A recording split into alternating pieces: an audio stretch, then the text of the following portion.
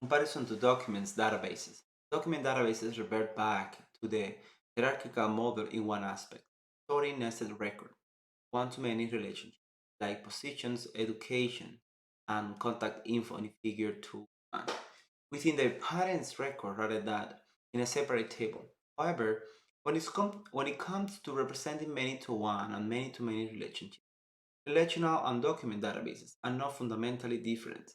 In both cases, the related item is referenced by a unique identifier, which is called a foreign key in the relational model and a document reference in the document model. That identifier is resolved at read time by using a join of follow-up queries. Today, document databases have not followed the path of Corazon. Relational versus document databases today. There are many differences to consider when comparing relational databases to document databases, including the fault tolerance properties, see Chapter 5, and handling of concurrency, see Chapter 7. In this chapter, we will concentrate only on the difference in the data model. The main arguments in favor of the document data model are schema flexibility, better performance due to locality, and that for some application it is closer to the data structure used by the application. The relational data model counters by providing better support for joins and many-to-one and many-to-many relations. Which data model leads to simple application code? If the data in your application has a document-like structure, tree of one-to-many relationship, where typically the entire tree is loaded at once, then it's probably a good idea to use a document model. The relational techniques of shading, splitting a document like structure into multiple tables, like position, education, and contact info in figure 2.1, can lead to cumbersome schema and unnecessary complicated application code. The document model has limitations. For example, you cannot refer directly to a nested item within a document, but instead you need to say something like the second item in the list of position for user 251, much like an access path in the hierarchical model. However, as long as documents are not too deeply nested, that is not usually a problem. The poor support for joins in documents databases may or may not be a problem depending on the application. For example, many-to-many relationships may never be needed in an analytics application that uses document databases to record which event occur at which time. However, if your application does use many-to-many relationships, the document model becomes less appealing. It's possible to reduce the needs for joins by denormalizing, but then the application code needs to do additional work to keep the denormalized data consistent. Joins can be emulated in application code by making multiple requests to the database, but that also moves complexity into the application and is usually slower than a join performed by a special code inside the database. In such cases, using a document model can lead to significantly more complex application code and worse performance. It's not possible to say in general which data model leads to simpler application code. It depends on the kinds of relationship that exist between data items. For highly interconnected data, the document model is awkward, the relational model is acceptable, and graph model, the graph-like data model on page 49 are the most natural. Schema flexibility in the document model. Most document databases and the JSON supporting relational database do not enforce any schema on the data in documents. XML support in a relational database usually comes with optional schema validation. No schema means that arbitrary keys and values can be added to a document, and when reading, clients have no guarantee as to what field the documents may contain. Document databases are sometimes called schemaless, but that is misleading, as the code that reads the data usually assumes some kind of structure. There is an implicit schema, but it's not enforced by the database. A more accurate term is schema on read. The structure of the data is implicit and only interpreted when the data is read. In contrast with schema on write, the traditional approach of relational databases, where the schema is explicit and the database ensures all reading data conforms to it. The schema on read is similar to dynamic runtime type checking in programming languages, where Schema on write is similar to static compile time. Type checking, just as the advocate of static and dynamics type checking have big debates about their relative merits. Enforcement of schema in databases is a contentious topic, and in general, there's no right or wrong answer. The difference between the approaches is particularly noticeable in situations where an application wants to change the format of this data. For example, say you are currently storing each user full name in one field, and you instead want to store the first name and last name separately. In a document database, you will just start writing new documents with the new fields and have code in the application that handle this case when all documents are read, for example. On the other hand, in a statically typed database schema, you will typically perform a migration along the line.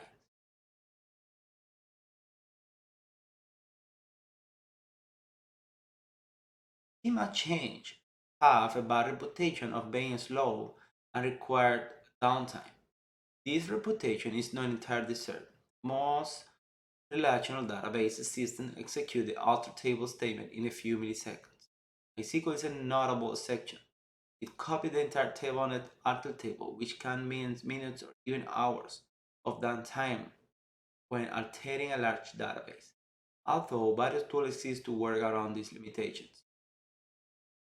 Running the update statement on a large table is likely to be slow on any database, since every row needs to be rewritten. If that is not acceptable, the application can leave first name set to its default of no and fill it every time, like it would with a document database. The schema and read approach is advantageous if the items in the collection don't all have the same structure for some reason. The data is heterogeneous. For example, because there's many different type of objects and it's not practical to put each type of object in its own table. Structure of the data is determined by external systems over which you have no control and which may change at any time. In situations like this, a schema may hurt more than it helps, and schemaless documents can be a much more natural data model. But in case where all records are expected to have the same structure, schema are a useful mechanism for documenting and enforcing that structure. We will discuss schema and schema evolution in more detail in Chapter 4. Data locality for queries.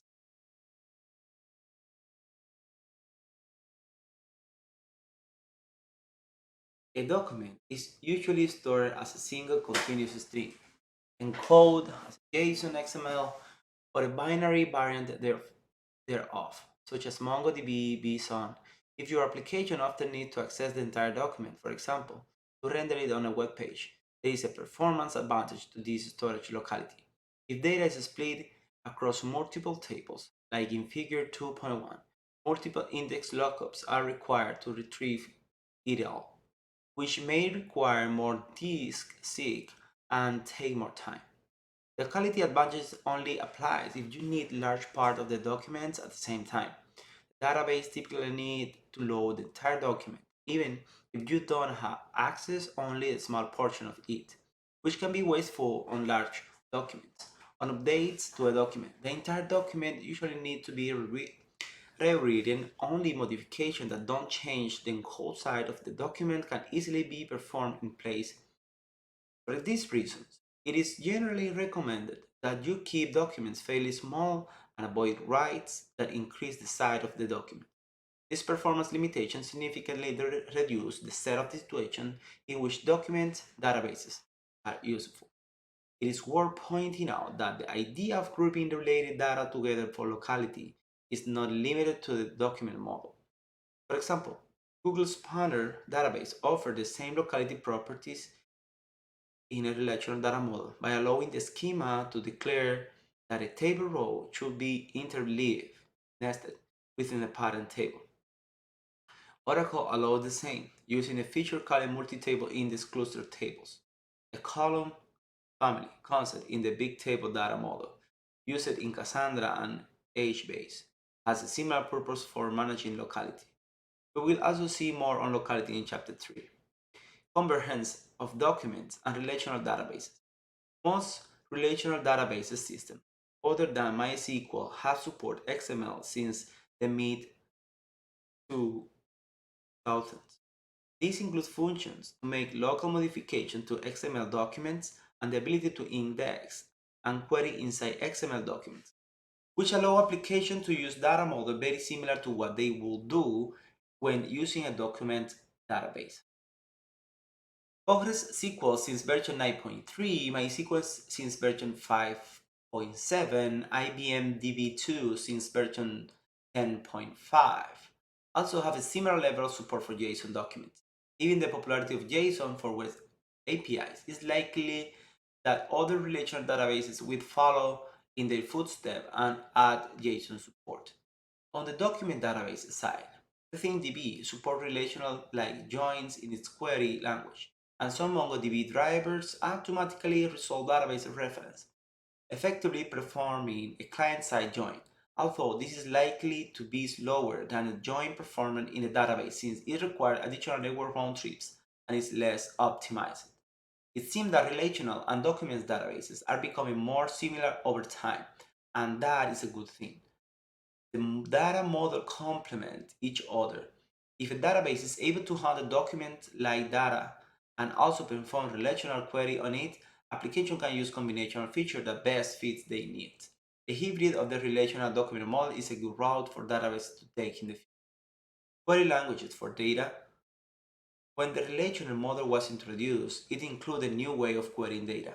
SQL is a declarative query language, whereas IMS and Codacil query the database using imperative code. What does that mean?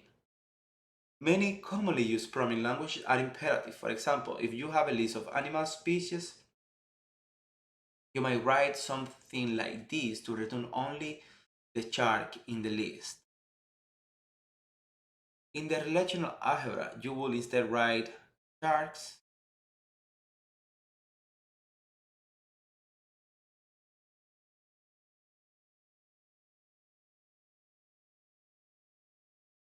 where sigma is the selection operator, returning only those animals that match the condition family equals shark.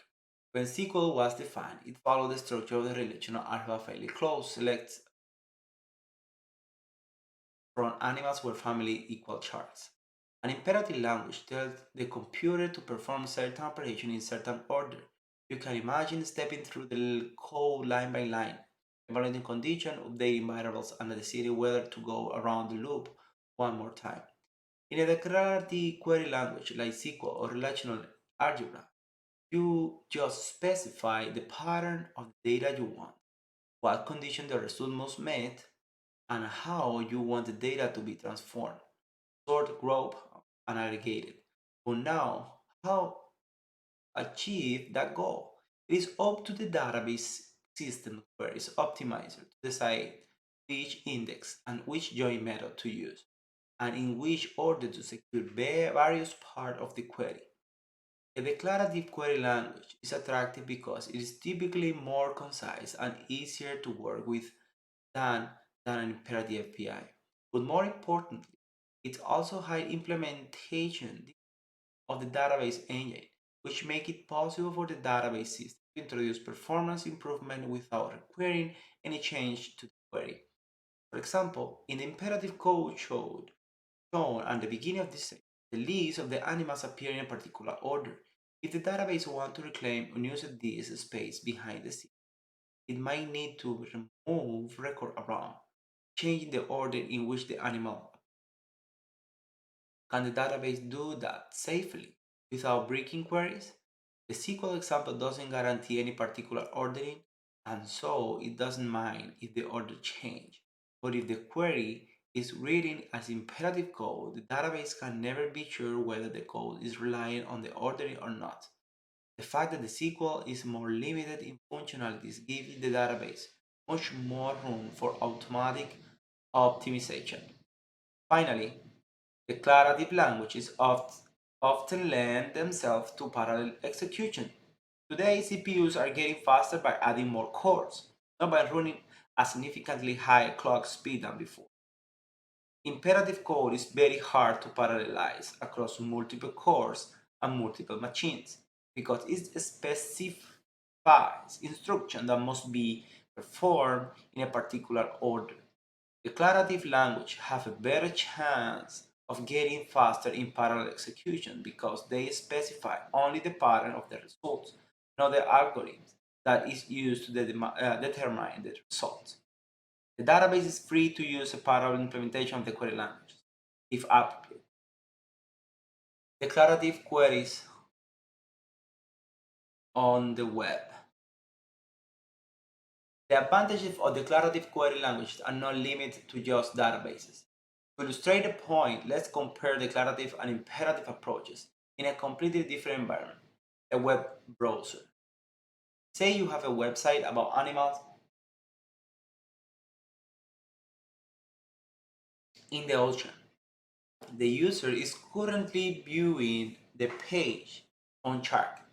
So you mark the navigation item Shark as currently selected like this.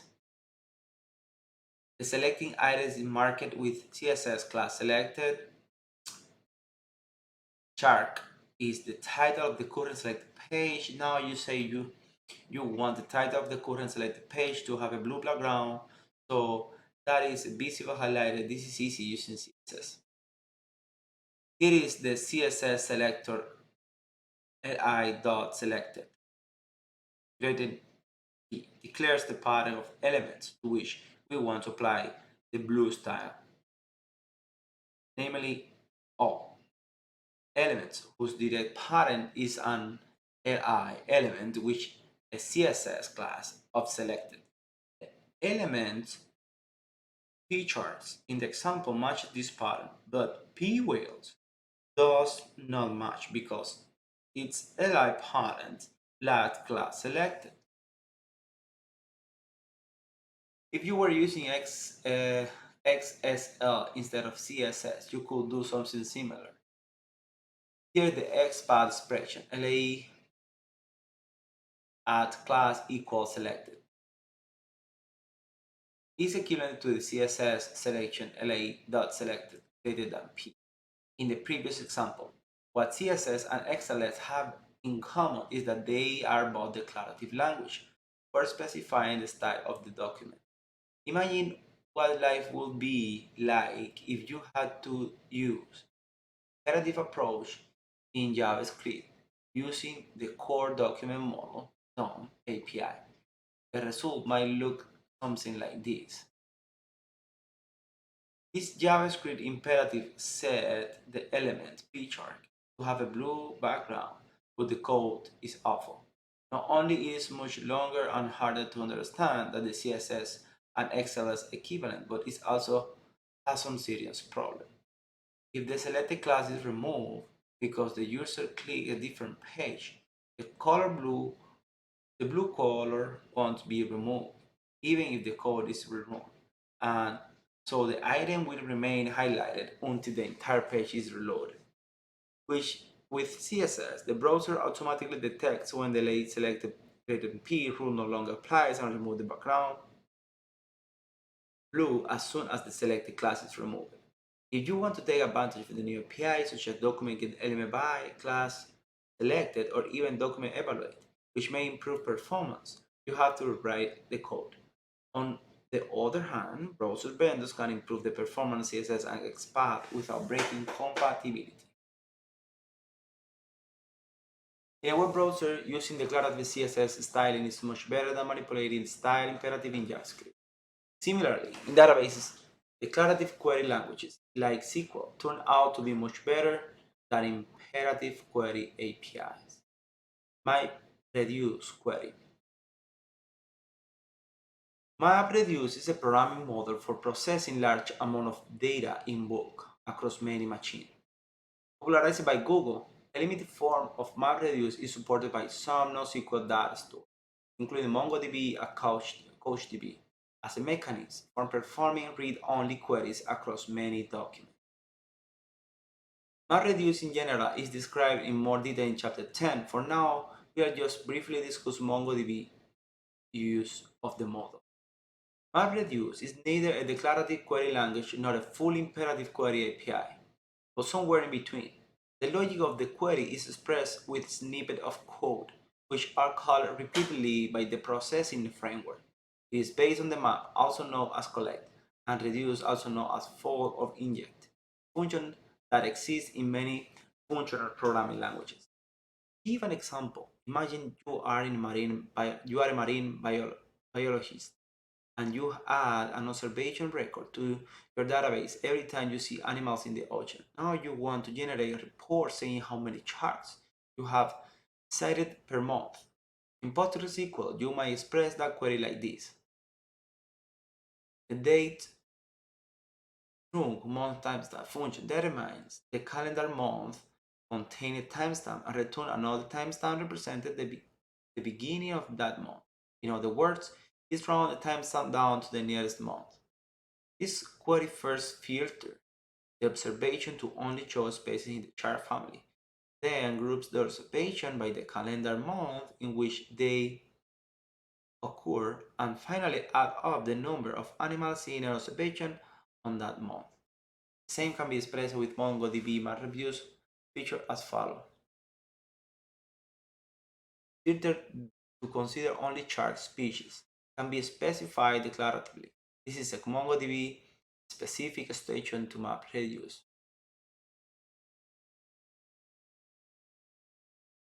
The JavaScript function map is called once for every document that match query, which is set to the document object.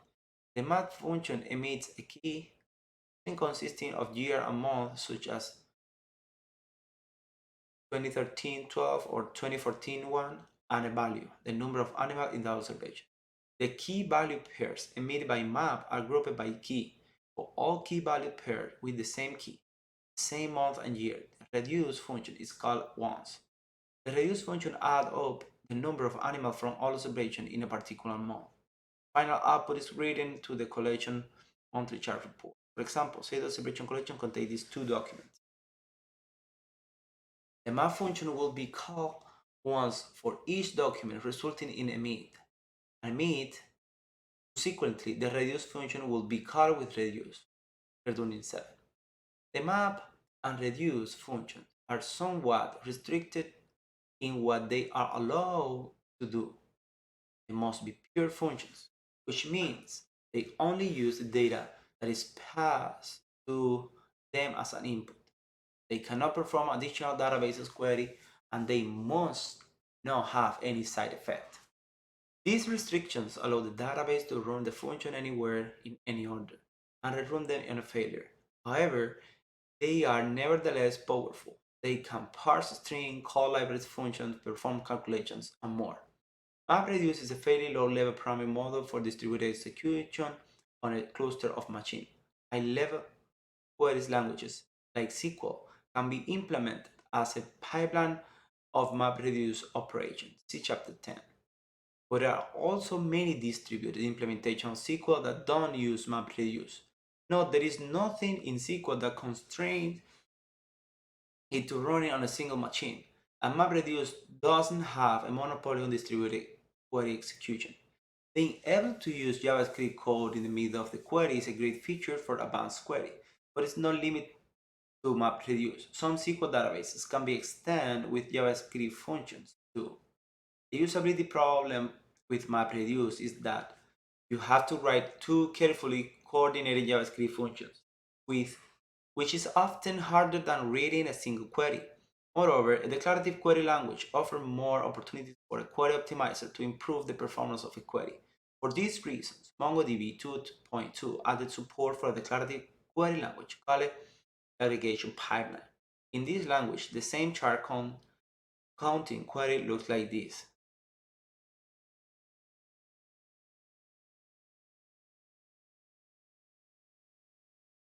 This aggregation pipeline language is similar in expressiveness to a subset of SQL, but it uses JSON-based syntax rather than SQL, English sentence-style syntax. The difference is perhaps a matter of taste. The moral of the story is that no SQL system may find itself accidentally reinventing SQL, obeyed in this case. This quiz. Graph-like data models. We saw earlier that many-to-many relationships are an important distinguish feature between different data models. If your application has mostly one-to-many relationships, clear structured data, or no relationship between records, the document model is appropriate. But what if many-to-many relationships are very common in your data? The relational data model can handle simple cases of many-to-many relationships, but as the connections within your data become more complex, it becomes more natural to start modeling your data as a graph. A graph consists of two kinds of objects, vertices, also known as nodal entities, and edges, also known as relationships or arcs. Many kinds of data can be modeled as a graph. Typical examples include social graph, vertices are people, and edge indicate which people know each other. The graph, vertices are web pages, and edges indicate HTML links to the other pages. Road or rail networks. Vertices are junctions. Edges represent the road or railway lines between them. Well-known algorithms can operate on this graph. For example, car navigation systems search for the shortest path between 2 points in a road network, and page rank can be used on the web graph to determine the popularity of a web page and thus its ranking in search results. In the example just given, all the vertices in the graph represent the same kind of thing. People web pages of row functions respectively. However, graphs are not limited to such homogeneous data. An equal powerful use of graphs is to provide a consistent way of storing completely different type of objects in a single data store. For example, Facebook maintains a single graph with many different types of vertices and edges. Vertical represent the people, location, events, check-in, and comments made by users. Edges indicate which people are friends with each other, which check-in happened in which location, comment on which post, who attended which event, and so on. In this section, we will use the example shown in figure 2.5. It could be taken from a social network or genealogical database. It shows two people, Lucy from Idaho and Alain from Lyon, France. They are married and living in London. Example of graph structure data. Boxes represent vertices, R represent edges.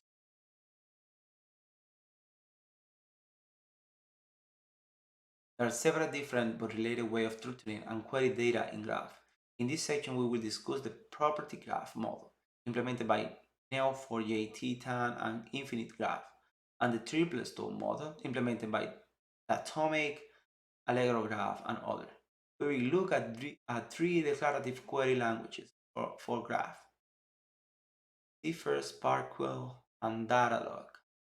Besides these, there are also imperative graph query languages such as Gremlin and graph processing framework like Peckrel in Chapter 10. Property graph. In the property graph model, each vertex consists of a unique identifier, a set of outgoing edges, a set of incoming edges, a collection of property value pairs. Each edge consists of a unique identifier, the vertex of which the edge starts, the tail vertex, the vertex at which the edge ends, the head vertex. A label to describe the kind of relationship between the two vertices, a collection of properties, value pairs. You can think of a graph store as a consisting of two relational tables, one for vertices and one for edges, as shown in figure in example 2.2. This schema uses PostgreSQL JSON data type to store the properties for each vertex of edge. The head of and tail vertex are stored for each edge. If you want to set an incoming or outgoing edge for a vertex, you can query the edge table by head vertex or tail vertex respectively, representing a property graph using a relational schema. Some important aspects of this model are any vertex can have an edge connecting with any other vertex. There is no schema that restricts which kind of things can or cannot be associated. Given any vertex, you can efficiently find both its incoming and its outgoing edges, and thus traverse the graph, following a path through a chain of vertices, both forward and backward, has index on both the tailbacks and the headback column. By using different labels for different kind of relationships, you can store several different kind of information in a single graph, while still maintaining a clean data model. Those features give graphs a great deal of flexibility for data modeling. Illustrated in Figure 2.5, the figure shows a few things that would be difficult to express in a traditional relational schema, such as different kind of relational structure in different countries. France has departmental regions, where the US has counties and states. Critics of history, such as country within a country, ignoring for now the intricacies of sovereign state and nations, and varying granularity of data. Lucy's current residence is specified as city, where her place of birth is specified only at the level of state. You could imagine extending the graph to also include many other facts about Lucy and Alan or other people. For instance, you could use it to indicate any food allergies they have by introducing a vertex for each allergen, an edge between a person and an allergen to indicate an allergy, and link the allergens with a set of vertices that show which foods contain which substances. Then you could write a query to find out what is safe for each person to eat. Graphs are good for evolvability. As you add features to your application, a graph can easily be extended to accommodate changes in your application data structure. The Cipher query language is a declarative language for property graph created for Neo4 graph database. It is named after a character in the movie The Matrix and is not related to Cipher in the cryptography. Example 2.3 shows the cipher query to insert the left-hand portion, figure 2.25, into a graph database. The rest of the graph can be added similarly and is omitted for readability. Each vertex is given a symbolic name like USA or Idaho, and other parts of the query can use those names. Create edges between the vertices using an arrow notation. Create an edge layer within, with Idaho as the tail node and USA as the head node.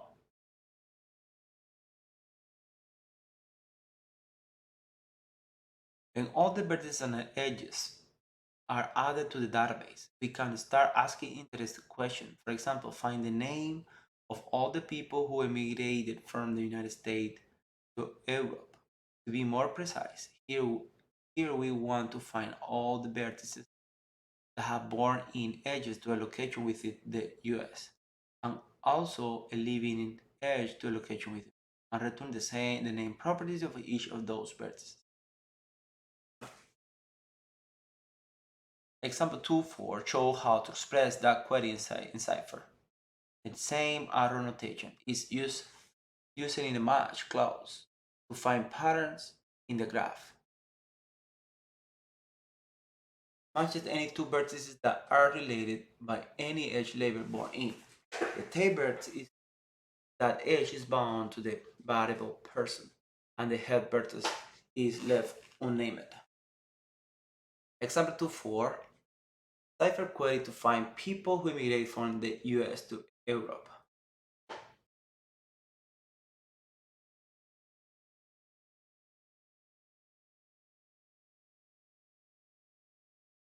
The query can be read as follows. By any vertex, call it person that meets both of the following conditions. One, person has an ongoing born-in edge to some vertex. From the vertex, you can follow a chain of outgoing within edges until eventually you reach a vertex of type location whose name property is equal to United States.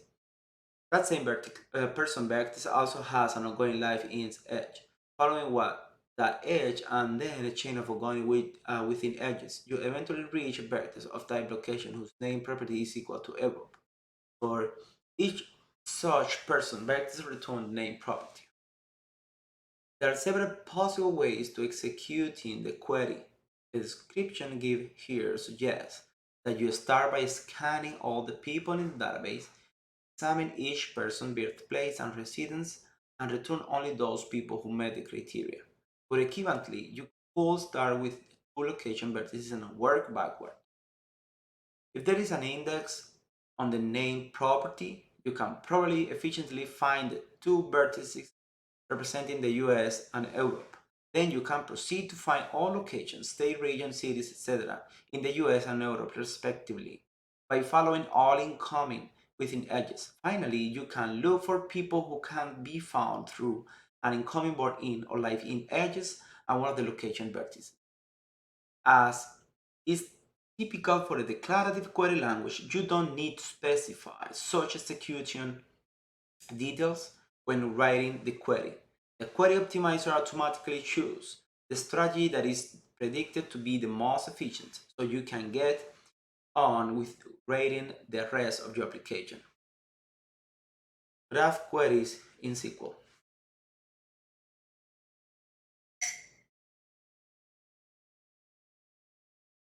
Example 2.2 suggests that graph data can be represented in a relational database. But if we put graph data in a relational structure, can we also query it also using SQL? The answer is yes, but with some difficulty. In a relational database, you usually know in advance which joins you need in your query. In a graph query, you may need to traverse a variable numbers of edges before you find the paths you are looking for. That is, the number of joins is not fixed in advance. In our example, that happened in the within row in the cipher query. A person lives in edge may point at any kind of location, street, a city, a district, a region, a state, etc. A city may be within a region within a state within a country, etc. The lives in edge may point directly at the location vector you are looking for, or it may be several levels removed in the location hierarchy. In Cipher, within zero expresses that fact very concisely. It means follow within edge zero or more times. It's like the operating a regular expression. In SQL 1999, this idea of variable length traversal path in a query can be expressed using something called a recursive common table expression, the within recursive syntax. Example 2.5 show the same query, finding the name of the people who emigrated from US to Europe. Expressing SQL using this technique supported in PostgreSQL, IBM, DB2, Oracle, and SQL Server. However, syntax is very clumsy in comparison to Cipher.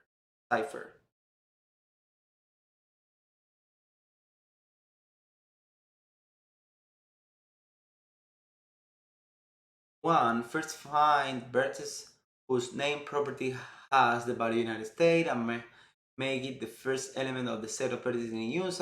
2, follow all incoming within edges from vertices in the set in use and add them to the same set until all incoming within edges have been visited.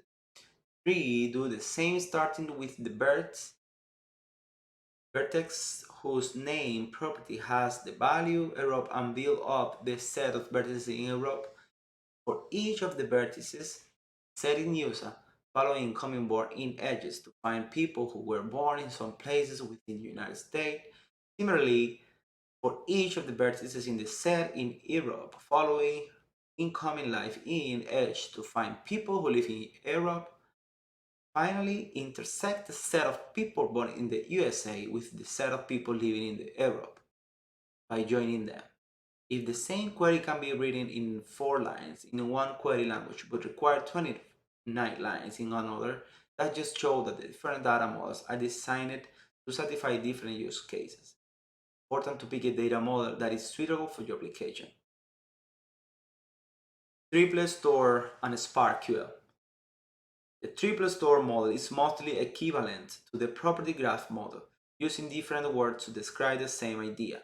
It is nevertheless worth discussing because there are various tools and language for triple store that can be valuable addition to your toolbox for building application. In a triple store, all information is stored in the form of very simple three-part statement: subject, predicate, object. For example, in the triple, Jim likes banana, Jim is the subject, like is the predicate verb, and banana is the object. The subject of the triplet is equivalent to a vertex in a graph. The object is one of two things: a value in a primitive database, such as a string or a number. In that case, the predicate and object, the triple, are equivalent to the key and the value property on the subject vertex. For example, Lucy age 33 is like a vertex Lucy with a property age 33. Another vertex in the graph. In that case, the predicate is an edge in the graph, subject is the tail vertex, and the object is the head vertex. For example, in Lucy married to Align, subject and object Lucy and Align are both vertices, and the predicate married to is the label of the edge that connect them. Example 2.6 shows the same data as in example 2.3, written as a triple in a format called turtle, a subset of notation.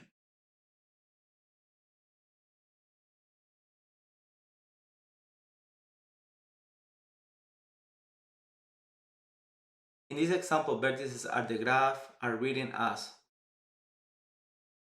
underscore two dots some name. The name doesn't mean anything outside of this file. It exists only because we otherwise wouldn't know which triple refer to the same vertex.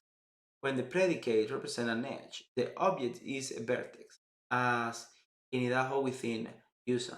When the predicate is a property, object is a string literal, as in underscore USA name United States. It's quite repetitive to repeat the same subject over and over again, but fortunately, you can use semicolons to say multiple things about the same subject. This made the turtle format quite nice and real. The example 2.7. The semantic web. If you read more about triple store, you may get sucked into a maelstrom of articles reading about the semantic web. The triple store data model is completely independent of the semantic web. For example, Datomic is a triple store that does not claim to have anything to do with it.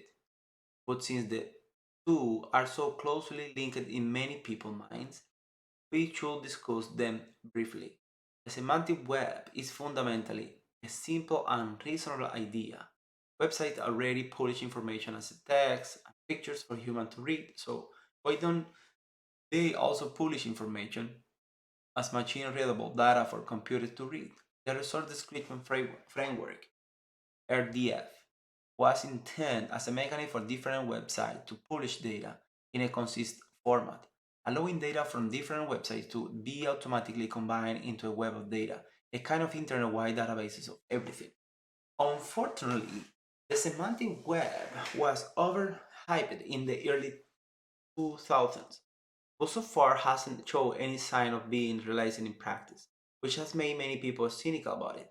It has also suffered from dizzying plethora of acronyms, overly complex standard proposals, and hubris.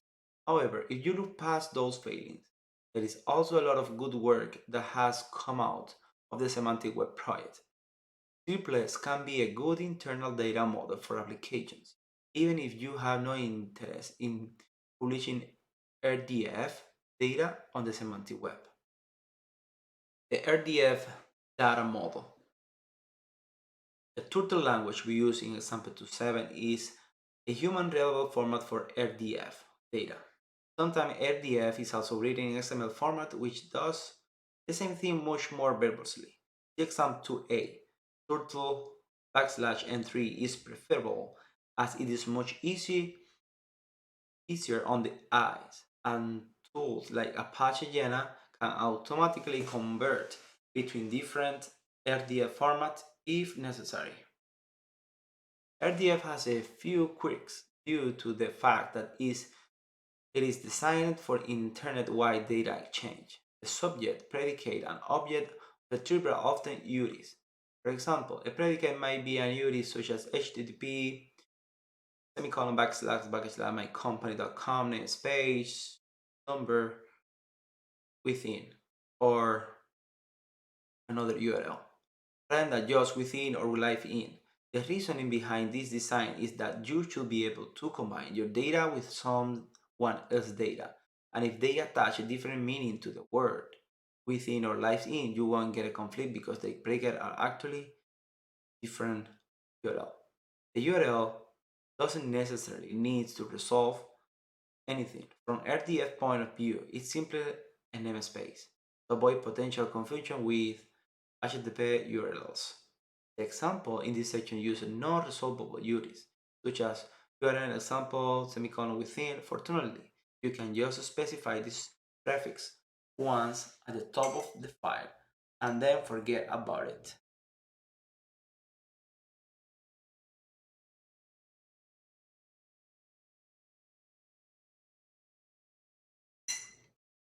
The SparkQL query languages. SparkQL is a query language for a triple store using the RDF data model. It is an acronym for SparkQL Protocol and RDF query languages, pronounced Sparkle. It predates Cypher, and since Cypher pattern matching is borrowed from SparkQL, they look quite similar. The same query as before, finding people who have moved from the US to Europe, is even more concise in SparkQL than it is in Cypher. The structure is very similar. The following two expressions are equivalent. Variables start with a question mark in Spark. Because RDF doesn't distinguish between properties and edge, but just use predicate for both, you can use the same syntax for matching property in the following expression. The variable used is bound to any vertex that has a name property whose value is distinct. Spark is a nice query language. Even if the semantic web never happens, it can be a powerful tool for application to use internally. Graph databases compared to the network model.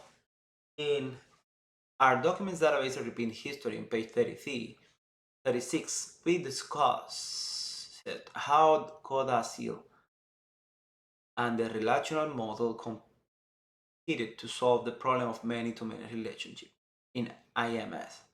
At first glance, Codacil network model looks similar to the graph model. Our graph database is the second coming of Codacil in this case? No, they differ in several important ways. In Codacil, a database had a schema that specified which record type could be nested within which other record type. In a graph database, there is no such restriction. Any vertex can have an edge to any other vertex. This gives much greater flexibility for application to adapt to changing requirements. In Codacil, the only way to reach a particular record was to traverse one of the access paths to it. In a graph databases, you can refer directly to any vertex by its unique ID, or you can use an index to find vertices within a particular value. In Codacil, the children of the records were an ordered set, so the database had to maintain that ordering, which had consequences for the stored layout. An application that insert new records into the database had to worry about the position of the new record in these sets. In a graph database, vertices and edges are not ordered. You can only sort the result when making a query. In Codacil, all queries were imperative, difficult to write and easily broken by changing the schema. In a graph database, you can write your traversal in imperative code if you want to. But most graph databases also support high-level declarative query languages, such as Cypher or SparkQL. The foundation Datalog. Datalog is a much older language than SparkQL or Cypher. Having been studied extensively by academics since in the 1980s, it's less well known among software engineers, but it's nevertheless important because it provides the foundation that later query language is built upon. In practice, Datalog is used in a few data systems. For example, is the query language of Datomic. Cascalog is a Datalog implementation for query large datasets in Hadoop. Datalog data model is similar to the triple store model, generalized a bit. Instead of writing a triple as subject predicate object, we write it as predicate subject object. Example 210 show how to write data from our example in Datalog.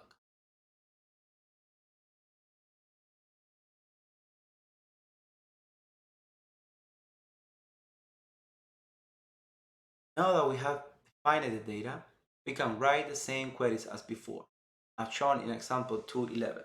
It looks a bit different for the equivalent in Cypher SparkQL, but don't let that put you off. Datalog is a subset of Prolog, which you might have seen before if you have studied computer science. Cypher and SparkQL jump in right away with select, but Datalog take a small step at a time. We define rules that tell the database about new predicates. Here we define two new predicates within recursive and mutated. These predicates are not triples stored in the database, but instead they are derived from data or from other rules.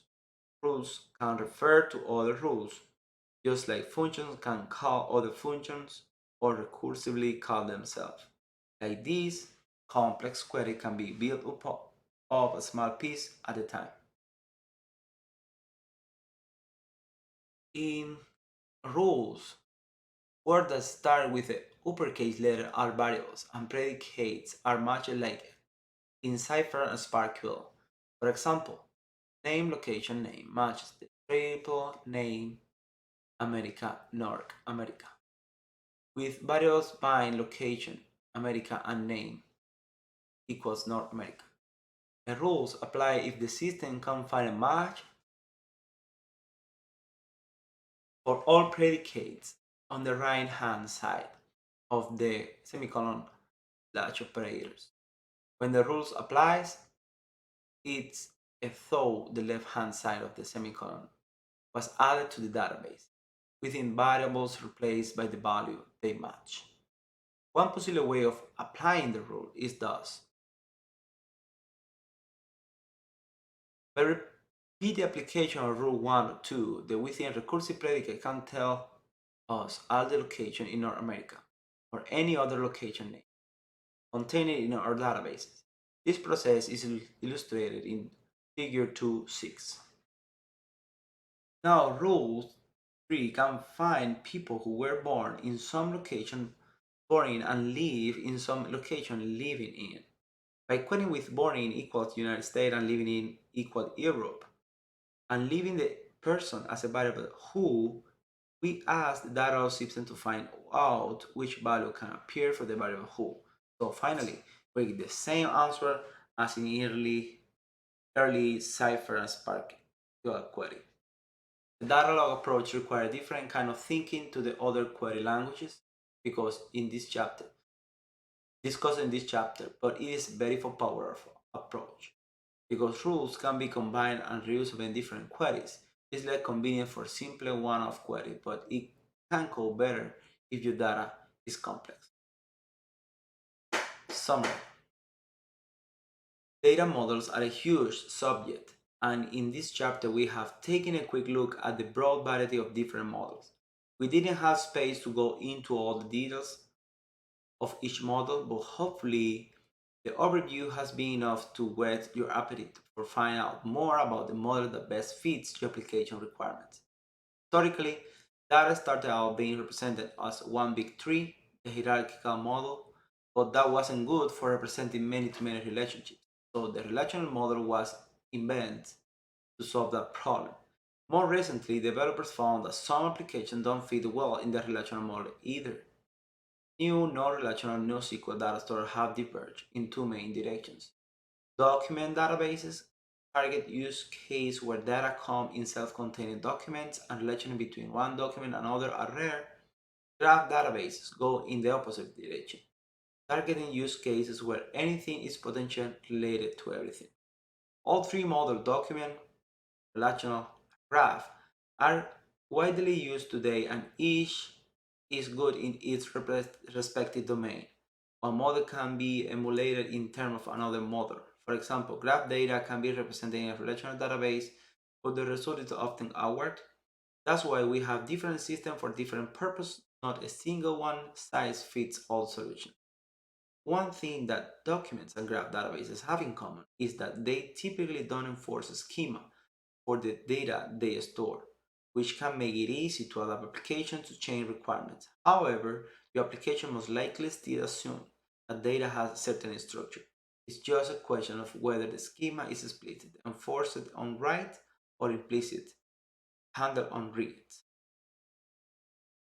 Each data model comes with its own query languages or frameworks, and we discussed several examples. SQL, MapReduce, MongoDB, Aggregation Pipeline, Cypher, SparkQL, and Datadog.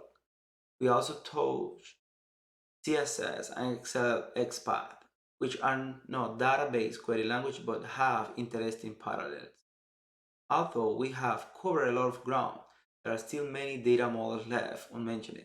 To give just a few brief examples, researchers working with genome data often need to perform sequence similarity searches, which mean taking one very long string represents a DNA molecule and matching it against a large database of strings that are similar but not identical.